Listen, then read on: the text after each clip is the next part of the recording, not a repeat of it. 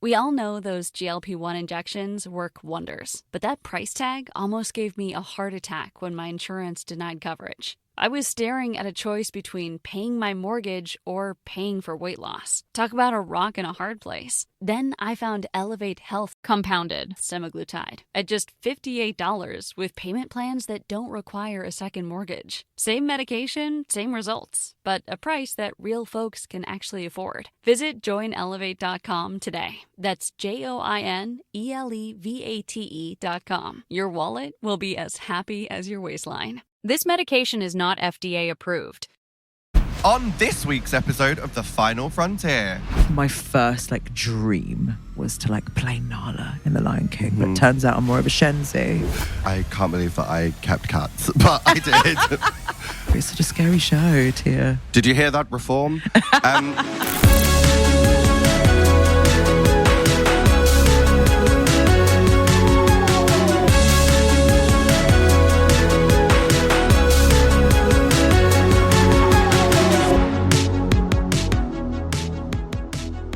Hello, welcome to my home. Hello, thanks for having me. No, thank you for coming in.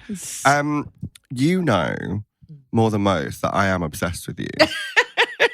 Just like the embodiment of pure talent. I can't cope. Honestly, the voice, the acting, just the general performance. How does it feel to be an icon, a legend, a star? Stop. Just little old me. Just little old me. I just, doing the thing. But thanks, Tia. No, of course. Love you. Do you ever feel that kind of West End iconic status? No, never. I'm always reaching. I'm always I want to be like that person. I want to be up there. I want to be up there. I don't know. It's a weird thing. You always feel like you're sort of chasing. Yeah. So when people are like, you're Danielle Steers, I'm like, I don't know what that means. I don't know what that means. But, I always say this as well. I always use pop divas as an example. So I feel if you're Dua Lipa, you're well, am I Kylie Minogue? And I bet Kylie Minogue is well, am I Madonna? Yeah. And I bet Madonna's am I Cher? Exactly. And I bet Cher's I don't have a religion founded in my name. I feel you must constantly be striving for that. Yeah, absolutely. Yeah, because, where does it end? It's when I was younger, I was I want to be in the West End. And now I've done that and I'm still doing that. I'm what's the next thing? What's the next thing? What's bigger? And you're always searching for that thing, which is a little bit sad, really, because you're always chasing something. But yeah, weird. No, I love that because I struggle with that myself. That I feel once you achieve a thing that was always meant to be an achievement, that becomes the normalized base level. Yeah, exactly. And then you're constantly reaching for what's after that. Yeah, which is a little bit scary because you're where's the top? Where's the lid? When. Yeah, and you want to be happy. Yeah. You just keep striving. So yeah, we'll see what happens. We shall.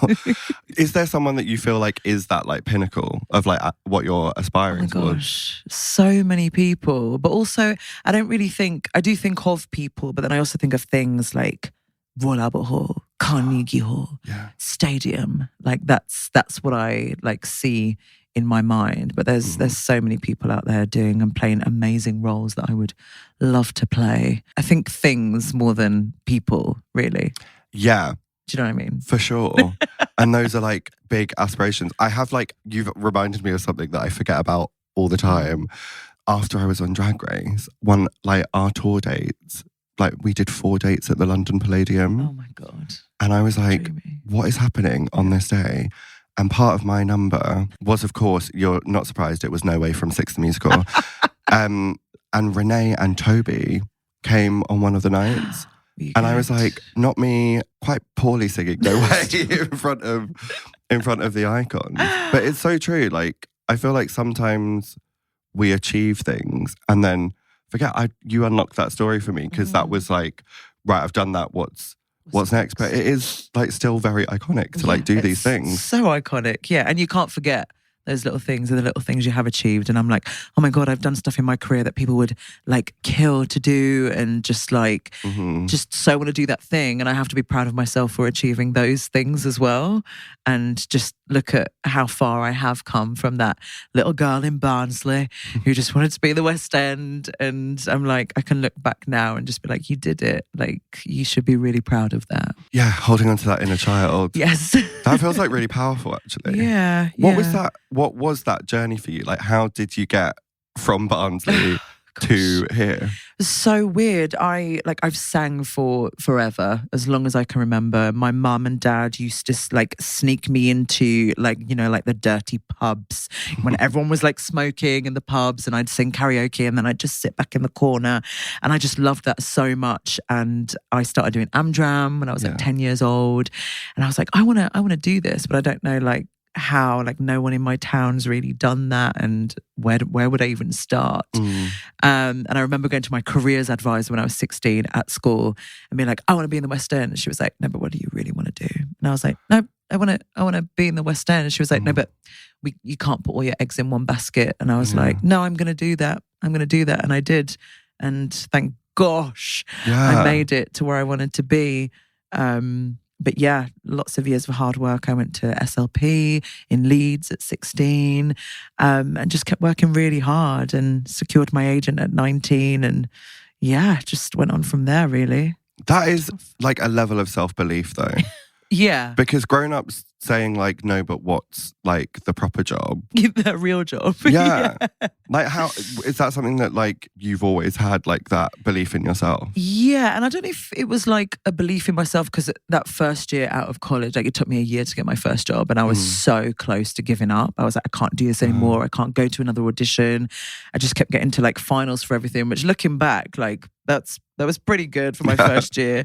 But I was just like, if I put all my eggs in one basket, then I have to succeed, because it's the only thing I know how to do. And part of me looks back and goes, that was really stupid, because like I can't do anything else now. Like, what happens when I can't do this anymore? But I believed so strongly that I wanted to do this and to achieve this, that I just put all my energy into there. And I think it paid off. Well, yes. Look at you now. It is such a difficult path though, because I didn't know that like there was such a thing as a drama school. I thought, I knew what the Brit school was, and I thought when people said drama school, they meant like when you're 11, you go to like a stage school. Yeah. So like stuff like that, for a lot of people, I guess like social media and stuff, like that information is now available. Yeah, I'm really showing my age, but like back when I had dial-up internet. But that information is readily available. Yeah. I'm actually a little bit in awe of like that process of like really believing that that's possible. Yeah. And achieving that. And not like, I didn't know about like West End, like theatre schools, London theatre schools. I think my mum like typed something in dial-up internet, like looking for like stage schools or whatever that weren't like your Amdram schools. And we stumbled upon SLP. And I think it was the only place I auditioned for. And I auditioned for like a college, like a local college, for like their BTEC course, because I just didn't know like at all, nothing about like Guildford and Arts Ed and all of these amazing schools. So yeah, lucky. But also I feel like it doesn't matter where you train. If you're going to do it, you're going to do it. Okay, that's interesting, because I feel like a lot of people would disagree with that. Yeah, I feel like you're only going to get out as much as you put in. And if you're talented enough, like that's going to shine through. And you might get better teachers at a different college, but you can only give as much as you can give. Yeah. So I think, if you're going to do it, you're going to do it, regardless of where you trained, or even if you didn't train. Well, yes. Yeah. I feel like that is also like helped by like there's a shift in the industry at the moment, because I think probably back in the day when like TV was in black and white, like if you didn't train at like RADA, you wouldn't. You can't do Shakespeare. But there's such a shift to being like more diverse, more open-minded about like people's backgrounds and things like that. That is really helpful, because you see a lot more talent than maybe what was once like a certain type of, I'm just saying upper middle class white people, but like, you get more diversity in like the talent that you see today. And I think a lot of that as well is like the accessibility, but also like you look at going back, I mean, it's still so expensive to go to theatre school. Wild. And I have so many friends that didn't train because maybe they couldn't afford it, and they're so talented and they're doing the thing now. So to be given those opportunities is amazing. Wow. And also for little black and brown people to see themselves up on stage is like the most magical thing, which I didn't really see when I was younger. So to be able to do that and inspire a younger generation is super cool. For sure. I mean, I think that is also why I've sort of like latched onto you as like such a like stage icon for me, because I didn't see that when I was growing up. I remember the first time, I say this all the time, but like the first time I saw a mixed race person who wasn't me or my sister was on the first series of Big Brother. Oh my God. And it was this girl called Mel. And like since then I've been like, that's probably why I end up on a reality TV show, to be honest. But like seeing yourself represented and reflected is so important. So important. Because like how else do you know that that's something you can achieve? Yeah, exactly. Even like when I first graduated, I was auditioning for shows. I mean, we're going back quite a few years now. But like if there was any other person of colour in the room, we were up for the same role. Wow, that was it. There was room for like one person of colour. And that's so sad to look back and be like, oh, well, all these girls were all in for the same role. And now anybody's in for any role. And I think that's so beautiful and so gorgeous, because why not? Yeah. Why not? You just like representing the world as it is, not just having one person of colour playing the best friend. Exactly. Did you hear that, reform? But also that brings us to like Six the Musical, which we obviously I've already managed to mention 4 times. But like I think that's why it's such an important and powerful show, because it is just like diverse. So diverse. It doesn't matter like who you are or where you're from. No. You can play any of these iconic queens. Yeah, and I love that like they just want you to just be yourself. Like, you're Catherine of Aragon, you're Catherine Parr, but you're being your true diva self in your own accent, singing your own riffs that you've worked out that feel comfortable for you. Wow. You're not trying to do the version that somebody else has already done. It's your version of that queen. Wow. And there's just not any shows out there that's like that gives you that little bit of creative freedom, which is so exciting. That is, how do you sort of like workshop the riffs in those moments? So I vividly remember being in a rehearsal room with Joe Bayton and Toby, and they were just like, we're just going to play these chords at the end of I Don't Need Your Love, and we're just going to go around, we're going to play a little game. And we went round, the 3 of us, and we'd all do a riff each. And we just kept going. Riffing, just trying to find something. But they were also feeding me confidence, because I was like, I'm not a riffer. Like, I don't know how to do this. So they were like, we'll have a go as well. We'll all do it together. And it was just the wildest thing. I actually heard a recording of it not that long ago. And I was like, oh my God, this is amazing. But that's how I found my Catherine Parr riffs, was like playing that silly little game with Joe and Toby. And everyone has that. They have their session where they find their riffs, and it's lovely. My God. I feel like finding the riffs should be a reality show on its own. Literally. That's actually really camp. Like that's it's really so fierce. camp, yeah. But like so many bad, terrible notes. But you've got to get through those bad ones to find the golden ones. That is powerful for me when I'm in the shower trying to find my own your riff. I am that person, as you can probably guess, who listens to the sing-along version like in the shower. Yes, so I'm like, today I'm going to try Heart of Stone. That's the one I like. I Don't Need Your Love and Heart of Stone are the ones that I avoid, because I'm like, could never be me. Stop. Did you audition for other roles, or were you only seen for Parr? Yeah, so I was originally in for Aragon and Cleves. Okay. And I remember I can't remember where the audition was, but I remember going in and being like, I can't sing Aragon. I can't do it. I just can't do it. And someone said to me, listen, Danielle, if you don't feel comfortable, like that's absolutely fine. We can just do Cleves. Like, don't worry about it. Don't stress, sort of thing. And I had to leave early for a show. And so did Lauren Drew and Colette Guittart. Icons. And so they brought the three of us into a room together and we did our audition before everyone else so that we could then leave. And watching Lauren and Colette do their songs was just iconic in itself. I was literally in the audition room with them. It was so scary. And I did my Cleves and we had a lovely time. And then I got a call back for Parr and I was like, no.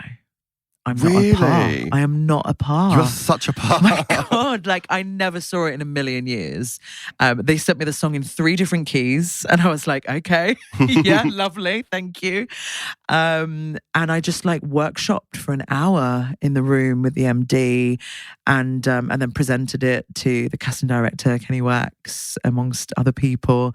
And then I got a phone call later that day and they offered me the role of Catherine Parr. Wow. And I sang the song in the original key. So I think they were teasing me with the lower keys.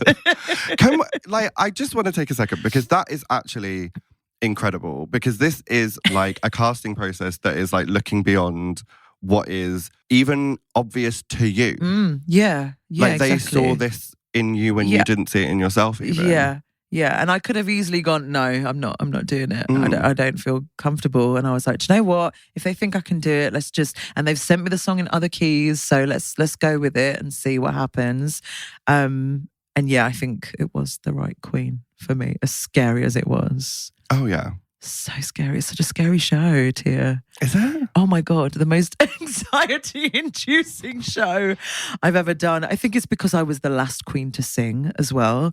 So like all the way through the show, if I was having a day where I was like, I just spend the whole show like panicking because my song's coming and I'm singing BVs for everyone else and there's no time to like stop and like, so yeah, it was a crazy, wild ride. Yeah. You're literally on stage the entire time. You're on stage, you don't leave. You're sweating buckets after the opening number. You're in a PVC. Oh my God. You can't move in your costume.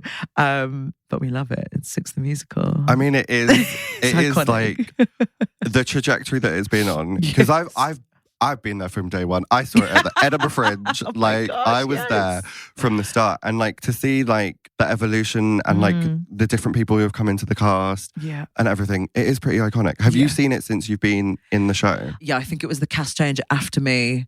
I saw and it was very weird feeling, but also felt nice to be able to just like sit and watch the show and enjoy it. But I haven't been back for a very, very long time. I would love to see it actually. There's some bops in there. Yeah, no, it is iconic. Would you go back? I feel like everyone must ask you that question a million times. I've been asked that question a lot of times. I think, don't want to say. I don't think you could pay me enough money to go back and do Six, just because I'd like to think that I could do it again, but I think I'd just have a panic attack. I know you've just said panic attack and I do respect your mental health and your boundaries. However, firstly, I don't think anyone who has been a principal has gone back and done a different character. No. And I really want to see you do Seymour. I would love to do a Seymour, actually. I think you'd be amazing. I'd go back and do a Seymour, actually. I would go back and do a Seymour. Okay, well, problem solved. Lovely, great, can't wait. Are you listening? Are you watching? Thank you. We started that campaign. I just, like, your voice is so, like, rich. You didn't think you were coming in here just to be, like, gassed up by me all day, but you have been. Your voice is so, like, rich and, like velvety that, like, in that, like, emotion of Heart of Stone, I can hear it in my head right now. We could probably get, like, an AI to, like, run it through and sort that out for us. But, like, I can really hear it. You can hear it, yeah. I think if I had to pick another queen, it would probably be Seymour. Yeah, stunning song, isn't it? Just gorge. And it is also, again, I'm just going to carry on gassing you up, sorry.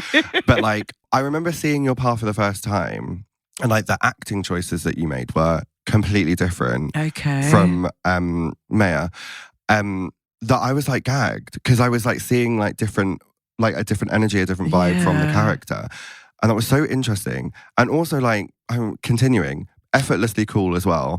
Like, the way that you played it. I'm like, I can see you doing the Seymour. And, like, I think it'd be really fun. Yeah. Like some of the gags that are in there and the jabs that they haven't seen more. Like jokes in there. I think that'd be really fun. That would be fun. Yeah. Let's make it happen. Who do we need to like DM, text to make that happen? I do think like we'll stop talking about Six in a minute. You knew this was going to happen. I'm so sorry. But I do feel like it would be really fun to have like previous cast members in different roles. Yeah, that's actually a really great idea. Yeah, I love that. Mix it up a little bit. There's a lot of like past casts that I can see in different roles. In other roles, yeah. I think the fans would love that as well. Yeah, they'd feel like they were ticking some boxes and dreams. Yeah. Fell out. Perfect. We've got you as Seymour. I'm going to throw out a Lauren Drew, Catherine Howard. Discuss. Absolutely, without a doubt. Thank you. Oh my gosh, I can see it now.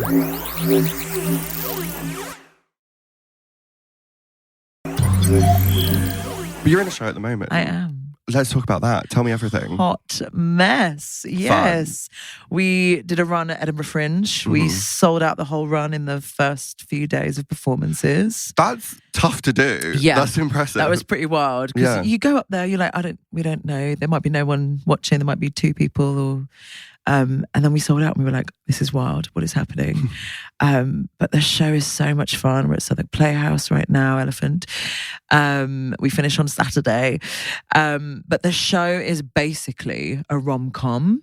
So boy meets girl, relationship gets a bit toxic and it ends maybe not the way you might think it does, except boy and girl are Earth and humanity. Oh, like metaphorically or as in like I am Earth and he is humanity. So it's basically like our relationship with the planet, but told through like this relationship rom-com. So you've got like a lot of sort of double entendres in there when it comes to like digging up, you know, coal and, you know, stuff like that. But also it's just wild. It's crazy. When you try and explain it, it sounds a bit like, what? But it's so much fun. And I get to play opposite the incredible Tobias Turley, who's just wonderful. And it's really funny. It's 65 minutes. There's some absolute bops in there, which you would love. Okay. Yeah, it's good fun. 65, no interval? No interval. You love a straight through show. I do, yeah. Yeah, we don't need intervals. No. That actually sounds really powerful. Like that sort of like analogy. Yeah. And I like a bit of like, okay, I'm going to explain this in my way. But you know that thing where you sort of like lean forward, like hand on chin and you're like, Yeah. Like I like to leave a show and feel like I got something and I'm smart. And like that part. Yeah. And I feel like people do sort of go through the show and go, oh, maybe I need to change my ways a little bit. But the show's not preachy at all. It does it in a very clever way. It's very funny. It's very, very cleverly written by Ellie Coote and Jack Godfrey, who are just sensational writers. So it never feels like they're putting this message onto you. It just looks like a toxic relationship, which starts like really lovely and gorge and just turns into something that you're like, oh, yeah. I see what's going on here. And it does make you question things a little bit. But also you leave singing the songs and you might laugh, you might cry, you go on the journey. And I think everyone, unfortunately, has been in a bit of a toxic relationship. So you also can like completely relate to the story because it's about our planet, but also a toxic relationship. I love that sort of like, not preachy as well, because that is always the most powerful part. And if people are leaving singing the songs, that's going to be like running in their minds. Yeah. Reduce, reuse, recycle. That part. Yeah, come on. Okay, I feel like Saturday's not enough time for this. No. I realise I've just campaigned to get you back into Six's Seymour, but I'm going to like stop that. I feel like I need to campaign for this show to run. Yeah. And run. West End transfer, please. Yeah. I feel like it needs it because, like, firstly, like, you don't really get that many sort of like two-handers in the West End. No. Something different. Yeah. And then also, we need to be thinking about like what we're doing with our lives right now. Yes, it's 2025. Come on. I'll say it. I get why it's called Hot Mess, because the world is an actual dumpster fire at the moment. Yeah. So I feel like this is necessary and needed. It's completely necessary. Yeah. And just open up those conversations and things, and just make people think about what they're doing and get recycling and look after the planet. It's the only one we've got. Yeah. So there's no backup. No. Or is there? Oh. Was that like a cliffhanger about the show? Maybe. Oh. Maybe. Is there a secret third character that's like Mars after it's been colonized? I can't say. Okay. I can't say. But there's definitely, you know, like a hint of cheating going on in there. I think what we're saying is vote green. That's the part. I think it is, yeah. No, we need to see it. We need that West End transfer. Yes, please. Start the campaign now. Yes. We're doing it. Thank you so much for joining me today. Thank you for having me. I feel like time has absolutely flown. It has. Yeah, we just sat down. Much like time has flown for our planet and we haven't spent enough time looking after it. But before you go, I always like to play a little game. Yeah. And it's always themed around you. Right. So this is a game that the lovely Live, Laugh, Love Olivia, hello. Hello. Hi. Has prepared for us. I'm nervous. So you're familiar with Snog, Marry, Avoid? Yeah. It's that, but we're calling it Divorce, Beheaded, Survive. Olivia has chosen different groups of 3 musicals for us. And we have to decide whether or not we're going to divorce it, which means it's still there, but I don't need to see it. Yeah. Behead it, which means it's gone for everyone. Or survive. Yeah. Which means Fierce Slay Diva, maybe we want to be in it. Maybe we want to see it every day. Love that. Love this. Over to you. Live, laugh, love. Okay, here we go. The first group is Les Mis, Phantom of the Opera, Cats. Oh my goodness. Okay. God. I feel I'm going to have to make a controversial for me. Okay. I can only speak for myself. But that one of the first musicals I ever saw and that I owned on VHS cassette tape I know what you're going to say. was Cats. Yeah. So I have to survive Cats. I love it. I'm going to have to behead Cats. Valid. So valid. Yeah. And I... See, those opening chords of Phantom just do something to me. So, but also Les Mis. Okay, I'm going to go survived Les Mis. Very strong. And divorced Phantom. Okay. Yeah. I can't believe that I kept Cats, but I did. That was rogue. But I regret nothing. Okay, second group. We've got Hamilton, Dear Evan Hansen, and Wicked. Okay. Straight off the bat. Yep. I have to survive Hamilton, and I'm so sorry to everyone. Yeah, I'm going to agree with you. Okay, it's survive like Hamilton. Game changer. Yeah. Just musically and also for like diversity on stage. Oh gosh, it's good. Too powerful. Yeah, I'm going to survive that too. I'm going to have to behead Dear Evan Hansen. Yeah. I'm sorry. I'm sorry. It's gone. It's got. What are your reasons for that? I enjoyed the show, but I wasn't like, oh wow. Yeah, maybe a bit controversial. Yeah, I didn't cry. Like I didn't. Maybe I've got a black heart. I don't know. I was like, oh, that was nice. It's a bit long. Oh, okay, fair. That's fair. My reason for the beheading is the awkward CGI in the movie version. That was wild behavior. Yeah, we won't talk about that. Just cast someone younger. That's an option. You're very famous. You're very successful. You didn't need this. Someone else did. That part. Third group is Six. Well, survive. Legally Blonde. Oh. Wait. Devil Wears Prada. Oh. Well, I've not seen Devil Wears Prada. I've seen the film, but not seen the musical. Legally Blonde was my first big West End show. But Six. Okay, I know. I'm going to have to behead Devil Wears Prada. Okay. I've not seen it. So, you know, I'm going to survive Legally Blonde because I hold that very close to my heart. That's so fair. And Six is still there. Yeah. It's still there. But I'm just going to put it to the side a little bit. That's so valid. I obviously disagree. But, obviously. Legally Blonde was not my first West End. I have to survive 6, obviously. Absolutely. It's Yeah. too iconic. That was tough. Too much of an important part of my existence on this very planet. Yeah, and I think I'm going to behead Legally Blonde, so it's still around. That's so fine.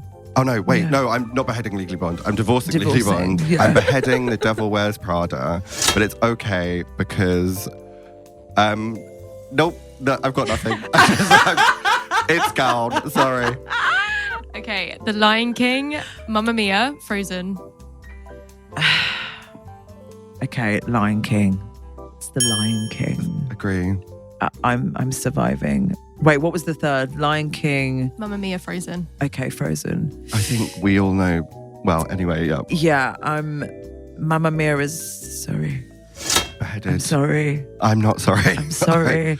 I'm not sorry. Lion King. Yeah. Yeah. Absolutely. Is that close to your heart? I think like growing up, my first like dream was to like play Nala in The Lion King. But it turns out I'm more of a Shenzi. But we won't talk about that. No, well, sad. Not that I've ever played Shenzi, but that's what they bring me in for.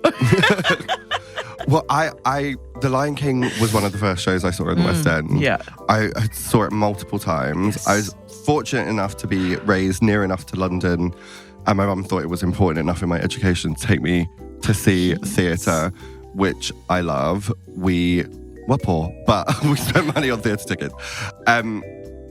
Yeah, so like I agree. It's like totally close to my heart. Close to the heart. Also, little me, like Caucasian dad. So please excuse, but I was fully like a Zazu the whole time, which is like the only white role in the whole show. Which I look back and I'm like, okay, yeah, that's probably, there's something going on there. But like, yeah, it was like one of those shows where you see yourself represented. Absolutely. And it's important. And it was like one of the only shows as well. Changed the growing up, game. which is... I don't think we have like a Hamilton without The Lion King. Exactly. Yeah, I totally agree. Yeah. Last 3. Oh. Kinky Boots. Oliver. Waitress. Oh, this is a really tough one. I'm going to have to survive Oliver because it's an absolute classic. Wow, okay.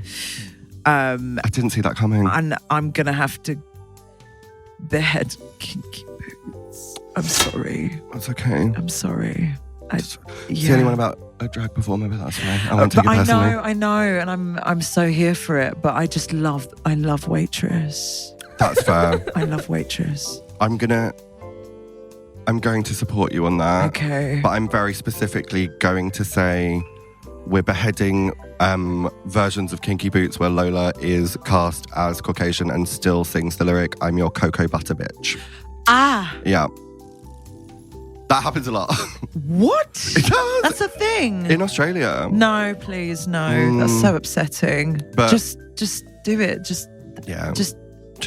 Just do your job. Just don't do that. What is it about Waitress that's like... I just think it's a really beautiful show. I saw the original cast in London and I was like, I want to be in this show. Have you done it? I've not, no. I've never auditioned for it, actually. No one's ever brought me in for Waitress. That's really sad. But yeah, I just think it's a gorgeous show and I love the music, Sarah Bareilles. I know. Yeah, good. Yeah, I love it. The pipeline of like pop star to like musical theatre. It works. Because her lyrics have always been so beautiful and so powerful that it works really well. I have to ask, because I'm just thinking about Oliver now. Do you remember that period of time when they had those like reality shows? Yeah. That were like trying to find a Finding. Nancy or find, like the Andrew Lloyd Webber ones. Yeah. Did you ever go up for those? I wasn't old enough. I am showing my age. Never mind. But I was nearly there, but I wasn't quite old enough. But I would have loved to have like been a Nancy. If you I'd could, still love to be a Nancy. you'd be a great Nancy. Wait, Thanks. can I just like become? I need a copy of your headshot on your CV, your spotlight pin, so that I can just walk around and just, here's your Nancy. That would be iconic. If you could pick a West End show to bring back to those Andrew Lloyd Webber style shows where the eliminated contestants take off their shoes and present them.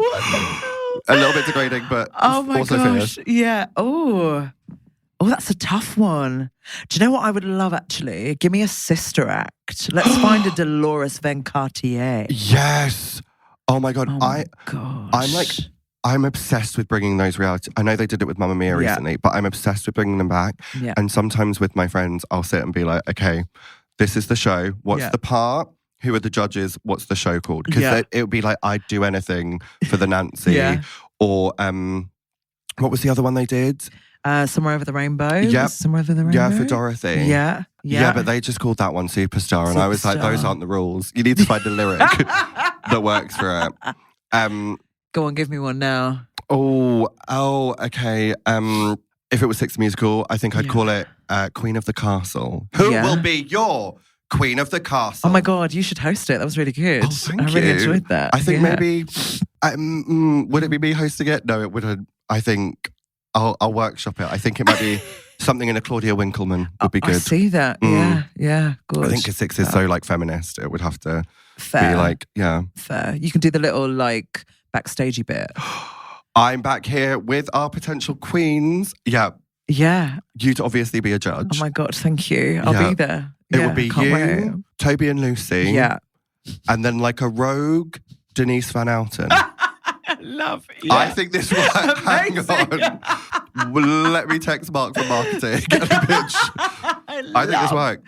Are we looking for all the queens? Oh, that's a good one. Because Wow. when they did the Nancys, they also had a little spin-off moment where they were finding the Oliver as well. It's like a secondary thing. I think maybe we are finding all the queens, which means we're starting with like 87 contestants. Yeah, wow. Yeah. We could do, maybe it's a top 12 and then we whittle it down to the 6. Yeah, and then we have like 2 casts maybe. Oh, we could do that, yeah. But I loved on those shows, they used to do these really quite awful mashups. Like they thought they were doing a Glee moment, but they never quite got the hang of it. So it'd be someone being like, singing in the rain, and then like out of nowhere, someone would go, under my umbrella, Ella. Terribly done. That is amazing. But just, we'll bring those back as well. Yes, please. I'd love that. Oh my God, I can see it. Gosh. We've come full circle. That's what it is. I know this episode has been me pitching a lot of things, but I also want to pitch Lily Allen writing a musical. Oh my God. Right? Yeah, genius. Yeah. Yeah, I'm here for that. Yeah. Obviously, you're in it. I'm cast. Yeah. I'm doing it.